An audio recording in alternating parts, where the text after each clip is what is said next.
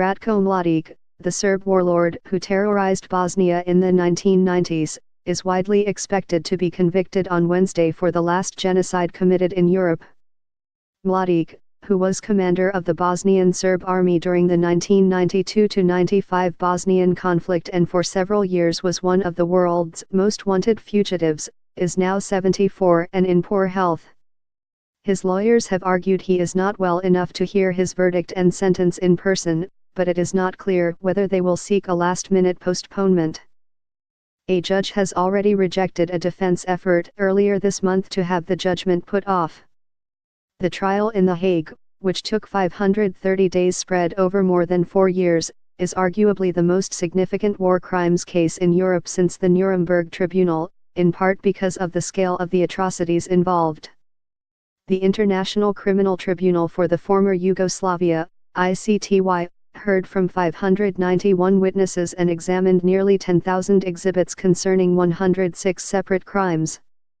Legal scholars say Mladić is almost certain to be found guilty of genocide for the massacre at Srebrenica in July 1995, where more than 7,000 Muslim men and boys were killed, most by summary execution.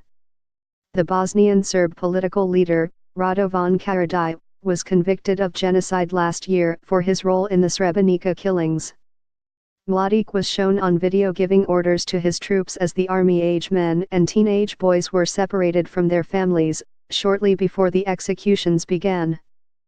He is definitely the personification of evil for many survivors and victims, and that's why this trial is so important, because it gives a certain sense of justice to people who have been waiting for this moment for many years, Serge Brammertz, the ICTY chief prosecutor, told The Guardian, on the eve of the verdict. Brammertz oversaw the successful hunt for Mladić during the general's last years in hiding and then his marathon prosecution. He said, "The Mladić case has definitely been one of the most important cases at this tribunal. He was been on the run for many years, and I remember when I started in 2008, everyone was quite pessimistic about the chances of getting Mladić ever arrested." The Bosnian Serb military leader was first indicted in 1995, but the NATO allies who sent peacekeepers to Bosnia after the war initially had little interest in arresting him, fearing it could only be achieved with a major battle and significant bloodshed. After UK, US, French and German special forces stepped up their efforts to hunt war criminals in 1997, Mladić went into hiding, eventually withdrawing to Serbia, where he was sheltered by the army. Brammertz said it was European solidarity in demanding Serbia hand over war crimes suspects on the ICTY list before Belgrade could even begin talking about financial aid and eventual EU membership, that eventually led to his arrest.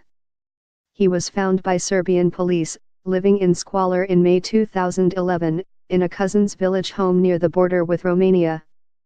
The Mladić trial is the last major case to be heard by the tribunal, an ad hoc experiment in justice established by the UN Security Council, that is now winding down. In Bosnia, the verdict will be closely watched to see if Mladić is found guilty of genocide on another count, concerning mass killings elsewhere in Bosnia outside Srebrenica, particularly in Prihedor, where Bosnian Serb forces ran horrific prison camps and murdered thousands of Muslims and Croats.